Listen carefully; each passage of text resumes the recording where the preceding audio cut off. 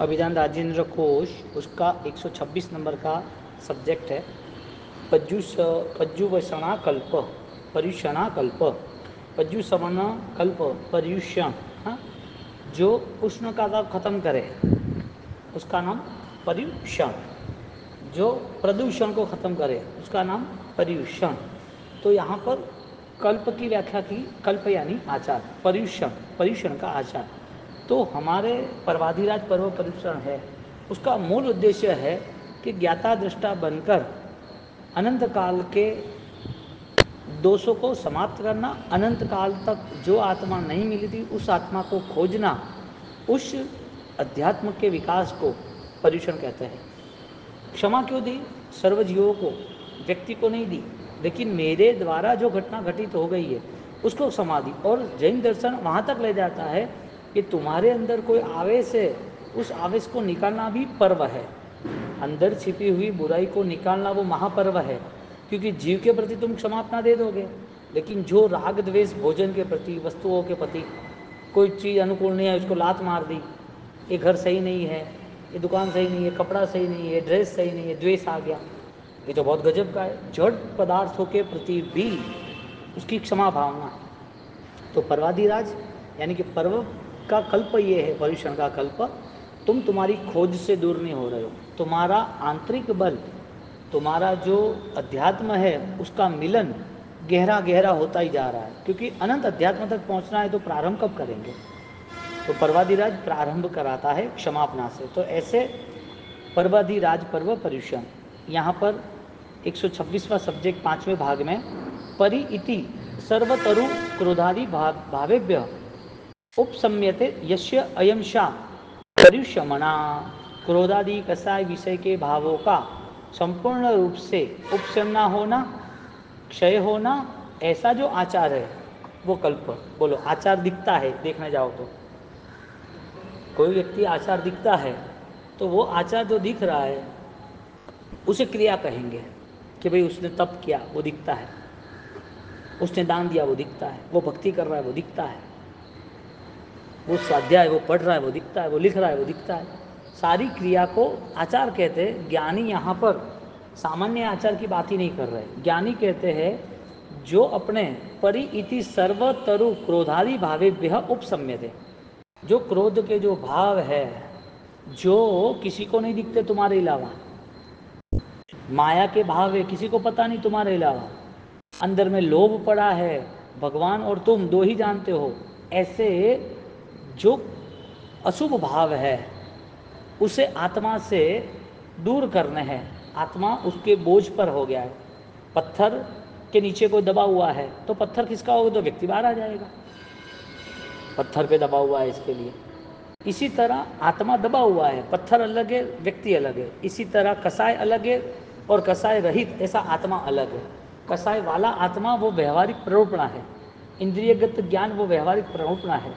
तो ऐसा जो व्यक्ति है जो पर्व के साथ, कल्प यानी आचार के साथ जुड़ना चाहता है, उसका महान आचार बनता है कि तू विशुद्धि की ओर आगे बढ़, यानी कि कसायों को जला दे। जितने कसाय जल जाते हैं आत्मदृष्टि से तो वो आत्मा के करीब आता है, क्योंकि पर्वाधिराज पर्व पर्युषण वो आत्मलक्षी क्षमापना, आत्मलक्षी जयना, आत्मलक्षी करुणा बताता है। और जिसकी आत्मलक्षी बनता है ना तो उसकी क्रिया भी उस हिसाब से होती है, क्रिया भी उस बेस पे होती है। जब ज्वेलरी के दुकान में जाओ तो वहाँ मेडिकल दवाई नहीं मिलती, और कपड़े वाले की दुकान पे जाओ तो वहाँ फरसान नहीं मिलता। पुलिस के वहाँ जाओ तो वहाँ तुम बीमारी नहीं कह सकते, तुम डॉक्टर के पास ही बीमारी का कुछ ना कुछ हल निकाल सकते हो। स्कूल में जाकर तुम कोई दुकान नहीं खोल सकते, वहाँ स्टडी है, विद्या का धाम है, वहाँ पढ़ाई करना है।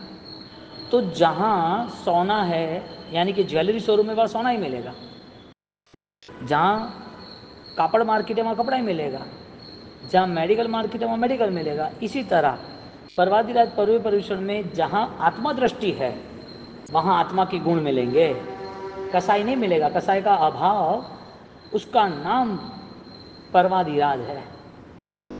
पर्व में श्रेष्ठ पर्व है, तुम आत्मशुद्धि की ओर आगे बढ़ो। इसके लिए पर्युषणा कल्प बताया ठाणांग सूत्र का आचार्य।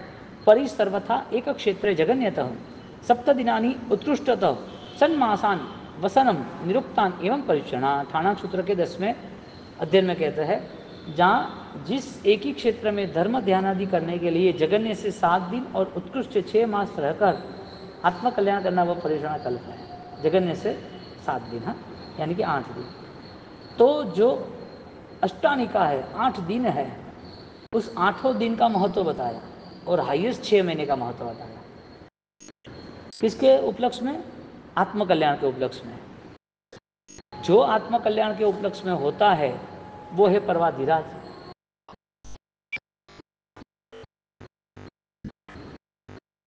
पर्युषणा तस्या कल्प आचार मर्यादा, ठाणाक सूत्र में पर्युषण पर्व क्या है? एक आचार मर्यादा है सावक की और श्रवण की, यानी कि एक साधक साधना स्वीकारने के लिए प्रारंभ होता है, लेकिन कुछ साधना उसके शक्ति बाहर होती है, वो नहीं कर सकता। सामान्य आराधना सामान्य साधना में जुड़ता है, वो है देश वीर श्रावक। एक विशिष्ट साधना में जुड़ता है जिस साधना की तैयारी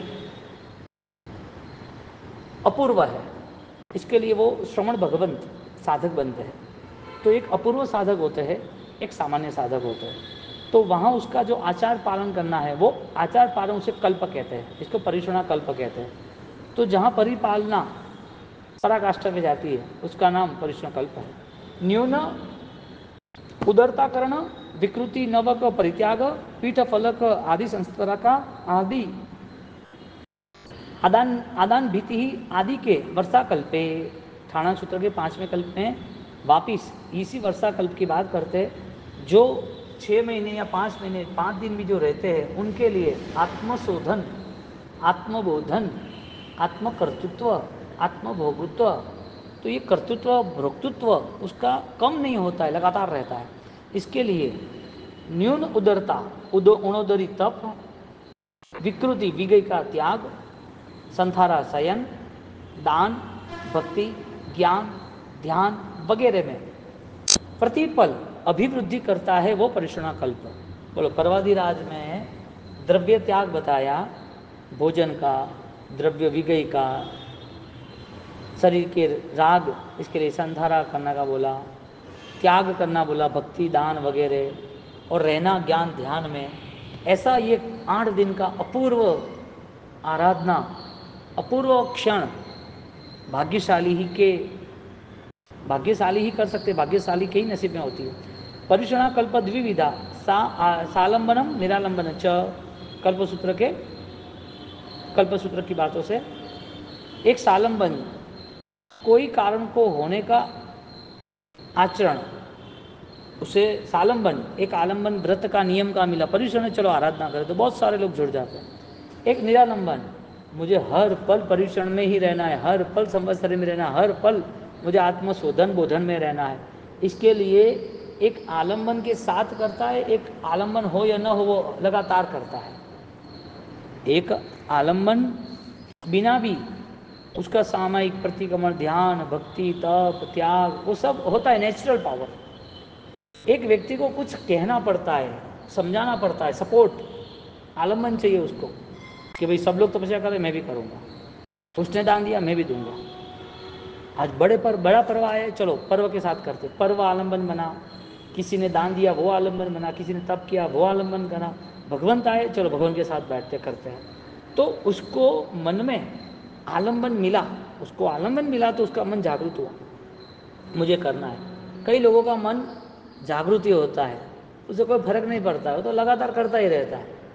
इसके लिए टारगेट एक बार पता चल जाए ना तो फिर उस रुकता नहीं है। जब तक उसे एक फायरिंग सीखना है, गोली को निशाने पे कैसे मारना है, तो उसको मिलिट्री की ट्रेनिंग में उसको बताया जाता है कि ऐसे फायर करना है। तो एक सर्कल होता है राउंड अप, और वहाँ पर दूर पर एक पुतला बनाया होता है, उसके ऊपर एक सर्कल बनाया होता है, उसके ऊपर बीच में एकदम छोटा सा डॉट्स वो लगाया होता है कि यहाँ फायर करो। तो स्टार्टिंग में 5, 7, 10, 15, 20 दिन वो फायर सही नहीं कर सकता, प्रैक्टिस करता रहता है कि मुझे करना है। मेरे साथ 10 लोग थे, उनका तो रिजल्ट आ गया, उनका तो टारगेट मिस नहीं होता, परफेक्ट जहाँ बिंदु लगाना है सेंट्रल में वहीं जाता है। मैं भी सीखूंगा। 20 दिन के बाद उसे आ गया तो करता ही रहता है। अब जब उसे बोला कि फायर करिए, तो अभी उसको प्रैक्टिस नहीं करनी, उसका अनुभव आ गया, उसको पता चल गया कि इसी जगह पर फायर करना है, एकदम परफेक्ट फायर करना है। इसी तरह एक आलम्बन लेते वक्त उसकी अवस्था अलग है, निरालंबन वक्त अवस्था अलग है। आलम्बन के साथ उसे बहुत प्रैक्टिस करनी पड़ती है। आलम्बन लेना इसका मतलब कि वो आलम्बन उसकी कमजोरी को दूर करने के लिए है, और निरालंबन वो बलवान है, किसी को आलम्बन देने वाला बन जाता है। एक लीडर दूसरे 1000 लीडर को पैदा कर सकता है। एक अच्छे क्रांतिकारी विचार दूसरे लोगों के विचारों में क्रांति ला सकता है। लेकिन एक अपूर्व साधक अपने आप में इतना मजबूत होता है, उसे कोई चीज़ की आवश्यकता रहती नहीं है। हाँ, किसी और को आलम्बन मिलता है उसी व्यक्ति का। तो यहाँ पर आलम्बन और निरालंबन की व्याख्या बताई। अब जिसको ज़बरदस्ती से जोड़ना पड़े धर्म क्रिया में, उसको भली 100 साल भी जोड़ो तो 100 दिन भी जोड़ो या 100 बार जोड़ो, आलम्बन से ही करता है। और आलम्बन हर बार नहीं होता है।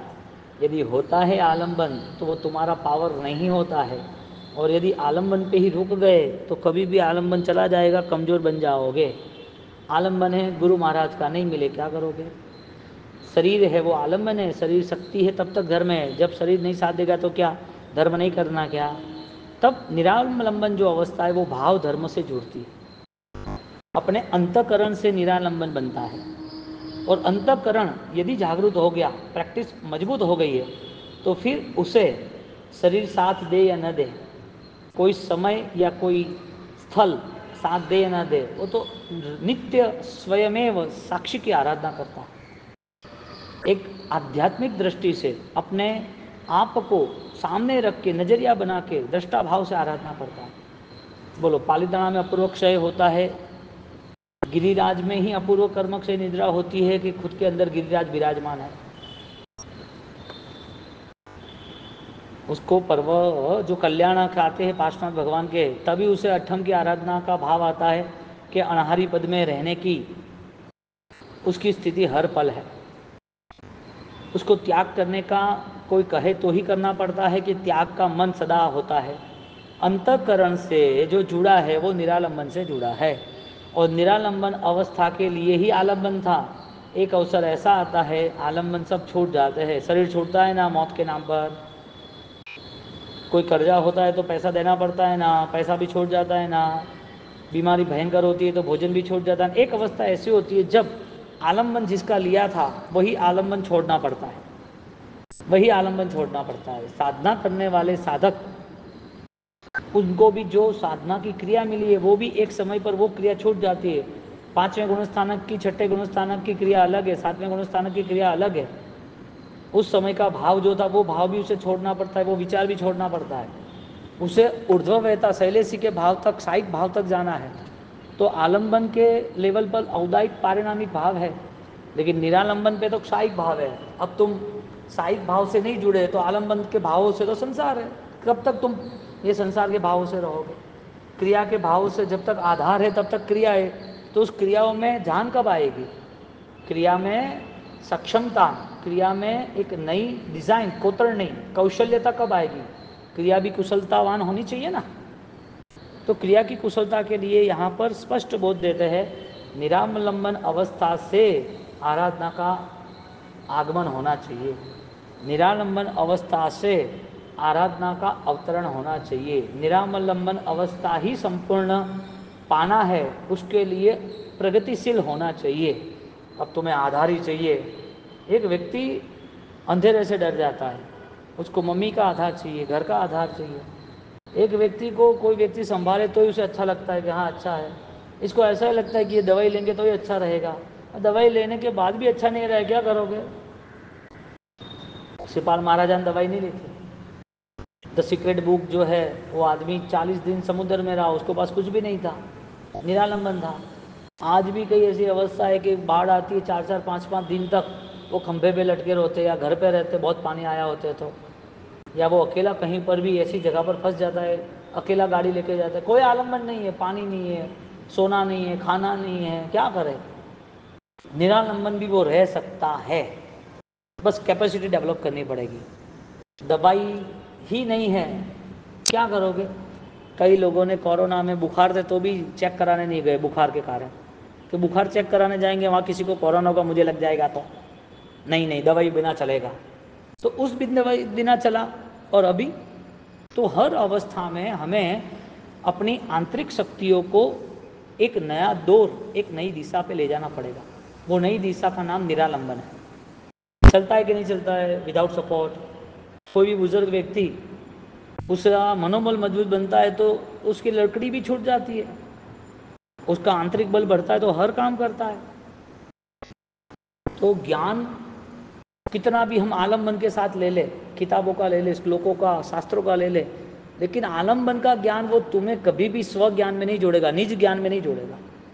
ज्ञान बाह्य ज्ञान रहा, श्लोक रहे, सूत्र रहे तो आलम्बन है। पर्युषण हमें निरालंबन बनाने की एक अवस्था पे ले जाता है। एतेसिव अक्षराणि इमाणि इगित्थितानि गोणी नामानि अट्ठम भवंती। निशित चूर्ण में कहते हैं पर्युषण कल्प के दूसरे अलग अलग इगट्ठाताणी 8 नाम बताए हैं पर्युषण कल्प के अलग अलग। हाँ, कितना महत्व दिया है परवादिराज को और आत्मधर्म को इतनी ऊंचाई पे ले जाता है। ऐसे जैन दर्शन तो कहाँ मिले, कितना विशिष्ट दर्शन है, कितने भाग्यशाली लोगों को भी मिलता है। और जिन लोगों ने पाया है वो तो उनका आनंद अपरंपार है, उनसे अभी कोई बंधन ही नहीं रहता है, वो राजी रहता है हर घटनाओं के अंदर। पर्युषण के 8 नाम कहते हैं पर्याय ठवणा, पर्याय ठवणा 1, पज्जो सवणा 2, परिवसणा 3, पज्जू सणा 4, वासा वासो 5, पढ़म समुखयम समुक्षयम 6, ठवणा 7, जेठिक गहुत्ती 8। अलग अलग भाव स्थापना क्रोधादि नाम विवेक इरिया आदि समितिषु उपयोग इति कल्प। जो कल्प है उसके अलग अलग नाम स्थापना द्रव्य भाव के 4 भेद बताए। कल्प यानी आचार, तो यहाँ पर आचार पर्युषणा कल्प ऐसा शब्द है ना, तो पर्युषण के नाम बताए। कल्प की व्याख्या करते हैं कि कल्प किसे कहते हैं कि जहाँ नाम स्थापना द्रव्य भाव के आचार है उसे कल्प कहते हैं। इसके लिए जो भावना भाव स्थापना है क्रोधादिक उसको दूर करना यानी विवेक रखना, समिति में उपयोग वाला मन रखना, ये सब भाव आचार है। भावाचार सेवना, बोलो भाव आचार की सेवना करना। बोलो आचार तुम्हें आचार्य नहीं बनाते, आचार तुम्हें आराधक बना देता है। व्यवहारिक क्या है, आचार पाले थे आचार्य, पाले पलावे पंचाचार। तो जो 5 आचार है, ज्ञानाचार, दर्शनाचार, चारित्राचार, तपाचार, विद्याचार, उस आचार की महत्वता से यहाँ पर परवादिराज की महत्वता बताई है। यानी कि परवादिराज का प्राणी आचार है और वो आचार ज्ञानाचार युक्त है। अब हम क्या समझते हैं कि प्राणतिपाद, मुषावाद, अदत्तादान, मैथुन, परिग्रह, वो 5 महाव्रत वो आचार बैठते हैं। लेकिन आचार का प्रारंभ कहाँ से हुआ, आचार का बल कहाँ से मिला, ज्ञानाचार से मिला। यानी कि पंचाचार जो है वो 5 महाव्रत पालन के लिए ऑक्सीजन साबित होता है। जहाँ 5 आचार ज्ञानाचार नहीं होता है वहाँ 5 व्रत ताकतवर नहीं होते हैं, क्योंकि 5 व्रत में प्राणातिपात है तो ज्ञान के बिना आचार जीव दया कैसे पालेगा। मूर्छावाद है श्रद्धा कि मुझे झूठ नहीं बोलना है, हाँ मूर्छा का आचरण नहीं करना है, श्रद्धा के बिना कैसे होगा। ज्ञान चारित्राचार, चारित्राचार का आचार पालना है तो चारित्र यानी कि जीवन में सदाचार। अब चोरी अदत्ता दान, तो अदत्ता दान वो मुझे नहीं करना है, वो मेरा चारित्र जीवन है। अदत्ता दान फिर प्राणातिपात, मुषावाद, मैथुन सदाचार में रहना है। तो यहाँ चारित्राचार, तपाचार, जो तपाचार में रहता है वो सदाचार में रहता है। तपाचार से उसका शरीर सामान्य होता है ऐसा नहीं, शरीर जीर्ण क्षीण होता है ऐसा नहीं, तप की महिमा से उसका शरीर और कंचन सुवर्ण बनता है। वो असदाचार के पाप नहीं करता है, कोई खाना पीना बैठना उठना राग द्वेष कम हो जाता है। और लास्ट में विद्याचार, परिग्रह, उसका पूरा सामर्थ्य इकट्ठा करने में नहीं है, वो परिग्रह का त्याग तो करता है लेकिन उसका सामर्थ्य वापिस आंतरिक भावों को समाप्त करने के लिए विद्याचार का पालन करता है। तो 5 आचार उसके सामने, 5 व्रत उसके सामने 5 आचार, और 5 व्रत की महिमा 5 ज्ञानाचार आदि 5 आचार से है। बोलो व्रत के साथ जुड़ने के लिए आचार जरूरी है ना। कौन सा आचार जरूरी है, जहाँ पर तुम्हारा अवतरण अरिहंत का होता है, जहाँ अर्यंत का मिलन होता है वैसे आचार बताए। द्रव्य स्थापना, ये भाव स्थापना डायरेक्ट बताई, द्रव्य क्षेत्र काल और भाव से। तो एक द्रव्य स्थापना होती है जिसमें तृण डगल छार मल्लिका आदि नाम परिभोग सचित आदि नाम। द्रव्य स्थापना से जो साधना में उपकारी है, जो साधना में ग्रहण करना है ऐसा ग्रहण करना, जो त्याग करना ऐसा त्याग करना। तो द्रव्य स्थापना से सचित वगैरह का त्याग करने का बोला। हाँ, सचित तक त्याग आचार है ना, सचित की यानी जीव की विराधना नहीं करना।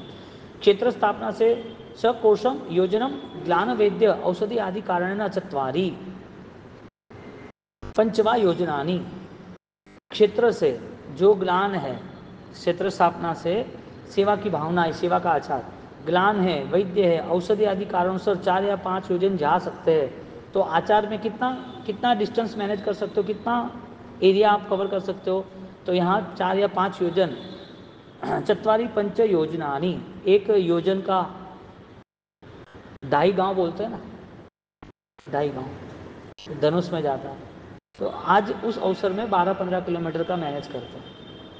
ये शास्त्र पाठ आया कि तुम चातुर्मास में पर्युषण की आराधनाओं के अंतर्गत 6 महीने के अंदर आपको कहीं जाना हो तो यहाँ अर्थ बताए, ग्लान बीमारी है, औषधि का कारण है, वहाँ की व्यवस्थित व्यवस्था नहीं है, तो आप इस कारणों से इतना डिस्टेंस कवर कर सकते हो। जैसे काल स्थापना 4 मास, 4 महीना आपको रहना ही है।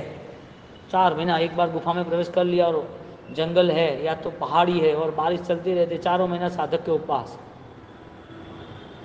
न खाना न पीना, बैठ जाना, अरिहंत अरिहंत अरिहंत, निजात्मा निजात्मा, चिदानंद स्वरूप चिदानंद स्वरूप, ब्रह्म स्वरूप, ज्ञान मंत्र, परमात्मा स्वरूप, बस उसमें एकाकार हो जाता है। 3 दिन ऐसा लगता है, फिर 120 दिन तो निकल जाते हैं, पता भी नहीं चलता। काल स्थापना 4 मास वहाँ रहना। और सड्डाण धम्म कहा कायव्यम, हाँ, श्रद्धा धम्म कहा कायव्यम। निशित चूर्णी में 103 नंबर के सूत्र से कहते हैं धर्म कथा का परम श्रद्धा से श्रवण करना वो भी महान कर्तव्य है। हाँ, धर्म श्रद्धा का कर्तव्य करना। जम्मा एते दोषा तम्हा जहाँ भणितो तवो कायवेत्ती, जहाँ भणितो तवो कायव्य। निशित चूर्ण में वापिस जम्हा एते दोषा तम्हा जहाँ भणितो तवो, जहाँ पर साधक दशा में जो दोष जिस भाव से हुआ है उसी भाव से क्षय करने हेतु प्रभु महावीर ने तप जो कहा है, जो कहा है वो करना है, जो किया है वो करना नहीं है। जिस भाव से जो आसाधना हुई है उस भाव से वैसी आसाधना के त्याग करने के लिए उस भाव में जाना है। अब जिसने 10 लाख रुपया कर्जा लिया है तो 10 लाख तो चुकाना ही पड़ता है ना। जिसकी बीमारी लंबी है तो उसे उस तरह से दवाई लेनी ही पड़ती है। डॉक्टर बोलेगा 3 दिन नहीं 6 दिन लेना पड़ेगा, बोलेगा वो डॉक्टर तो 3 दिन में कवर कर रहा था, तो वो डॉक्टर के पास जाओ। वो डॉक्टर तुम्हें 3 दिन कवर नहीं कर पाएगा, तुम्हारी बीमारी बड़ी है, वो भी 6 दिन बोलेगा। वहाँ गए तो उसने बोला कि हाँ भाई आपको तो 10 दिन दवाई लेनी पड़ेगी। अरे कि वो डॉक्टर तो 6 दिन बोलता था, तो कि वहाँ चले जाओ। अब क्या करना, जितना दर्द गहरा है उस हिसाब से उसका औषध, उसका उपचार लेना पड़ता है। जितने दोष गहरे हैं उस गहरे दोषों को निकालने उतना ही धम्म कथा भाव धर्म का स्थापन करना, श्रद्धा का स्थापन करना जरूरी है। तो यहाँ धम्म कहा, श्रद्धाणा, धर्म श्रद्धा का यहाँ बोध किया। अब अनंत काल के कितने दोष हैं, अनंत हैं। अब अनंत काल तक हमने जो मन में जो छुपाए रखे, हमारे परिणाम में जो अज्ञान में बैठे हुए हैं, अब उनके लिए अपूर्व श्रद्धा, कितनी अनंत बल वाली श्रद्धा चाहिए। जम्मा एते दोषा तम्मा जा भणितो तवो कायव्ये वित्तीयम अववादेना न करिज्जा। निश्चित चूर्ण, मिथ्या या गलत दोष दृष्टि करने वाली निंदा, ईर्षा, क्रोध, राग, द्वेष, मोह आदि दोषों का सेवन जिसमें न करना चाहिए वो ही पर्युषण है। जो दोष हो गए उसका प्रायश्चित उस भाव से करना। पूर्व में मैंने बहुत सारे पाप किए हैं, मैंने बहुत सारी हिंसाएं की है, बहुत सारे इकट्ठा करने के लिए झूठ बोला है, वो सारे पापों का तीव्र भाव से अनंत काल में जितने जितने पाप हुए वो सारे स्मरण में लाके उस भाव से प्रायश्चित करना। इसका मतलब ये है कि सेकंड टाइम ऐसे पाप नहीं करना, यानी कि कोई भी प्रायश्चित नए पाप की छूट नहीं देता है। या तो जो प्रायश्चित तीव्र भाव से हुआ है तो उस समय जो पाप होगा विराधना का, उस समय उसका तीव्र राग नहीं होगा, राग न हो उसको तो उस चीज़ का कन्फेशन करना है, आलोचना लेनी है वापस। इसके लिए प्रायश्चित तीनों काल में सुखकारी है, भूतकाल के लिए उपकारी, वर्तमान के लिए उपकारी, भविष्य के लिए उपकारी। भविष्य में उस भाव से पाप नहीं होंगे, वर्तमान में उस भाव का राग नहीं होगा, और भूतकाल का जो पाप था तीव्र भाव से समाप्त हुआ। एक ही टाइम पर तीनों लाभ, एक ही भाव से तीनों प्लस। भाव आज का करना बत्तीयम वो वादेना न करे जा। बोलो, जो परिशुना कल्प में ये सारे 18 पापों का त्याग करना चाहिए। प्रवर्तिनी अपि कथम सर्वापि सर्पः आग्नायी इति पृच्छन्ति तस्य केवलम ज्ञात्वा मृगावती क्षम्यन्ति केवलम आसाद। साध्वी जी, भगवान चंदना जी, मृगावती जी, उनको केवल ज्ञान की प्राप्ति मूल क्षमा भाव से हुई है। प्रवर्तिनी अपि कथम सर्वापि आज्ञाई पृच्छन्ति तस्य, केवल ज्ञान कैसे मिला उनको, मृगावती साध्वी जी को क्षमा भाव से मिला। बोलो, साध्वी जी भगवंत, यानी कि एक हमारे लिए रास्ता बताया। साध्वी जी भगवंत तो एग्जाम्पल है, लेकिन रास्ता है। जिसने क्षमा भाव रखा वो केवल ज्ञान तक आया। क्षमा भाव होगा, कहीं नहीं, जाने दो। मेरे ऊपर कोई भी अपराध आता है, मुझे कोई गलत कहता है, मेरी ईर्षा करती है, मुझे गलत तरीके फंसाए, तो मेरा पूर्व का कोई कर्म होगा। सामने वाली व्यक्ति गलत है ही नहीं, किसी को गलत मानना ही नहीं है मुझे, बस मुझे अपने आप में रहना है। कोई व्यक्ति समझो कि यहाँ से कोई दूसरे प्रदेश में जहाँ हिंसा ही ज़्यादा है, वहाँ मारा मारी, खून, सब कुछ होता है, वॉर ही होता है, तो उसके प्रति हमें क्या भाव है? कुछ भाव नहीं है ना। ऐसे हम कई व्यक्तियों के प्रति अनजान बन जाए, हमें उसके प्रति कनेक्ट रहना ही नहीं है। कनेक्ट रहेंगे तो कोई राग द्वेष आएगा ना। तो घर में कई बार परिवारों में सास ससुर बहू भाई, जब दो भाई बेटा ननंद जेठान सब कुछ होता है, क्षमा दे दी, अब लग रहा है कि उनसे हमारा मन का समाधान होता ही नहीं है, तो उनके प्रति कोई भावना, कोई दुर्भाव रखे बिना तुम तुम्हारा काम करते रहो। तुमने एक जीव से क्षमा करके तुम्हारा अकाउंट क्लियर किया, अब वापिस ऐसे निमित्त में तुम न जाओ। यदि वहाँ रहना ही पड़ता है तो तुम्हारी क्षमा भाव की ताकत बढ़ानी है। मैना को कितनी क्षमा थी, कितनी क्षमा थी। चंड कौशिक ने कितनी क्षमा रखी, क्यों रखी? व्यक्तिगत स्वयं के अस्तित्व के लिए, मेरे खुद के लिए रखी। और ये क्षमा के भाव में जैन शासन में क्रांति, एक स्व के लिए क्रांति और जैन शासन के लिए क्रांति। तीर्थ रक्षा है, करना पड़ेगा, नहीं चलेगा, ये मेरे लिए नहीं है, मेरा स्वार्थ नहीं है। तीर्थ रक्षा से मुझे कोई पैसा मिलने वाला है, मुझे कोई फ्रेम मिलने वाली है? तीर्थ रक्षा के पीछे तुमने जो इन्वेस्ट किया है उसमें तो दुश्मन पड़ेंगे, उसमें तो तुम्हें बलिदान देना पड़ेगा। तीर्थ रक्षा है, शासन रक्षा है, उसमें तो आगे चले जाना, जुड़ी जाना। आज मौत आती है तो आज ले लेंगे, कोई प्रॉब्लम नहीं है। तो वो द्वेष नहीं बताया, वो कसाई नहीं बताया, लेकिन तीर्थ रक्षा के नाम पर, शासन रक्षा के नाम पर तुम्हारा अभिमान बढ़ता है, तुम्हारी माया बढ़ती है, किसी को कुचलना है, तेरे से मैं बड़ा हूँ, तो ऐसी कोई भी चीज़, कोई भी प्लस होती ही नहीं है, मायने ही नहीं रखती है। तुम गटर में उतर के कितना भी पैसा खोजो, गटर में नहीं मिलता है, गटर में कीचड़ ही मिलता है। तुम्हारे अशुभ भावों से तुम शासन की कितनी भी सेवा करो, धर्म कितना भी करो, सिर्फ बदबू आती है और कुछ नहीं आती। तुम्हें अहंकार की, आवेश की, माया की, बड़े होने की सारी बदबू छुपे हुई है।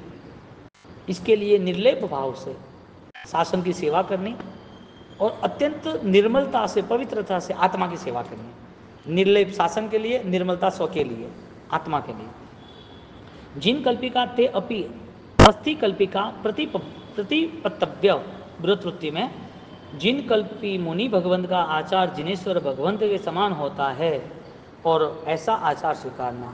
हम भगवान जैसे सहन नहीं कर सकते, भगवान जैसे हम बन नहीं सकते। भगवान ने जो साधना की वो शरीर हमारा वज्र सब नारद संग्रहण नहीं है, तो वो हमारी अवस्था उस समय की नहीं है।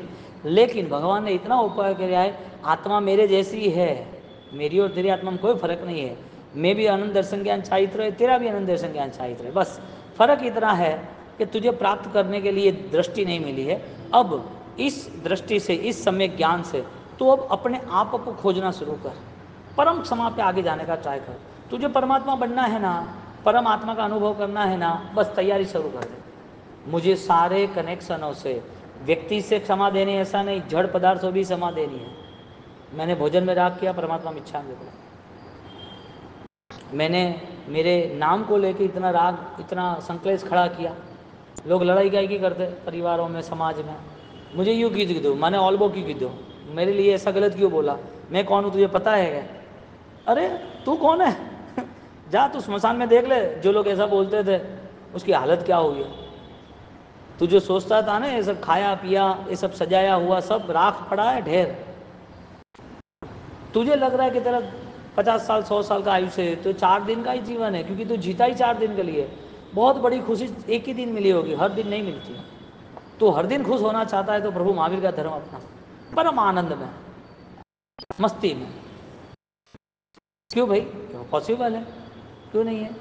हो सजनी रे आदि जिनंद सु अर्जी कर जो ए हरि, मुझ मन नीरे वात लड़ी सुनाव जो हूँ कहू ए हरि।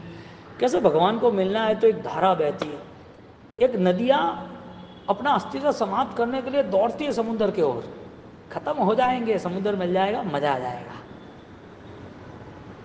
सब कुछ छोड़ने के लिए राजी, आनंद है क्या। कैसा स्नेह होगा। एक सारस पक्षी होता है, उसे इतना लगाव होता है अपने पक्षियों के साथ, जोड़े के साथ, उसे इतना पता चलता है ना कि वो माँ थे जो तुम्हारे साथ थे वो मर गया है, तो वो वहीं सुन के ही मर जाता है। हैं ऐसा हुआ, इतना राग है धर्म का, अध्यात्म का, आत्मा का। परमात्मा के प्रति कितनी श्रद्धा चंदन बाला को। परमात्मा नहीं आए, रोने लगी, बेहोश हो गई, अरे अरे अरे क्या हुआ, क्या किया, मेरे परमात्मा दूर हो गए। एक राग का व्यवहार आत्मा का बन जाता है, तब उसकी दृष्टि में मोक्ष ही होता है, आत्मा यानी ही मोक्ष।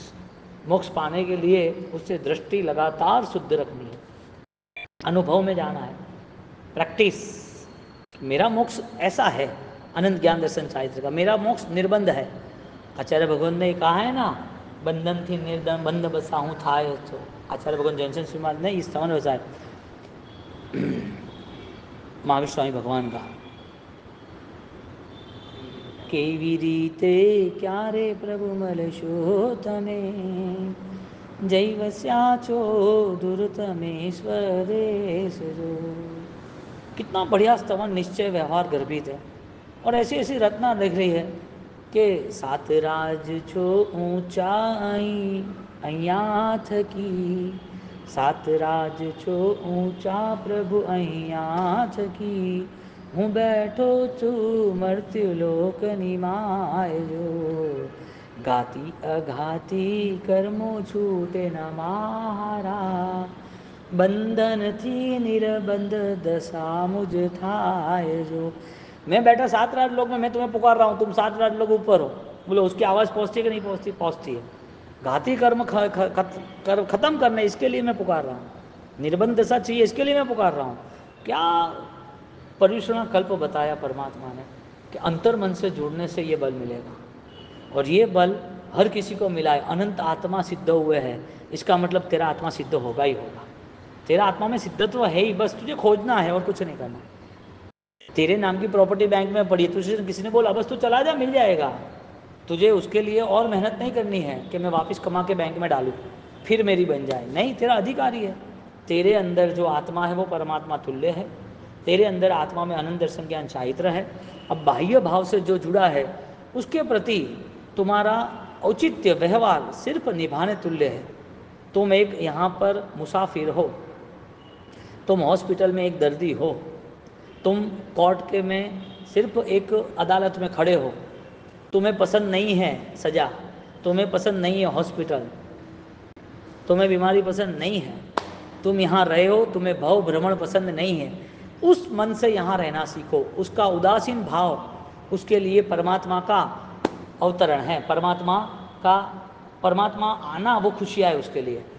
सखी आज मंगल गाओ रे मेरे घर, हाँ पिया आए, परमात्मा आ रहा, इतना खुशी है उसको, यानी उसके उदासीन भाव से। एग्जाम्पल है कि भाई कोर्ट में कोई खड़ा रहता है तो सोचता है सज़ा नहीं हो तो अच्छी बात है, कटघरे में उसका काउंसलिंग होता है, तो बड़ा अच्छा हॉस्पिटल है तो वो सोचता है कि इतनी दवाइयाँ, इतने पैसे खर्चे और पैसे खर्चे, लेकिन जल्दी बाहर निकले। इसी तरह इस संसार में रहा हुआ जीव वो ऐसा सोचता है कि हो सके तब तक मेरी आत्मा से मुझे रहना है, रहना तो है ही संसार में, कर्म है तब तक, मोक्ष नहीं है तब तक, देह तो मिलना है, लेकिन उस देह से संसार निभाना तो है, लेकिन छूटे तब तक। कैसे छूटते? जाई जरा मरण शोक पणा सांस। भगवान को कहते हैं ना, भव भव तुम चरणों ने सेवा, तेरे चरण ही मेरे लिए सब कुछ है। ऐसी पर्याधिराज पर्व पर्युषण की आराधना, यानी कि पर्युषणा कल्प, यहाँ पर महानिषि सूत्र को लेके विविध प्रकार से साधक के लिए यहाँ निर्मित किए हैं। ऐसी साधना निरंतर बढ़ती रहे, कल्याण हो ऐसी भावना।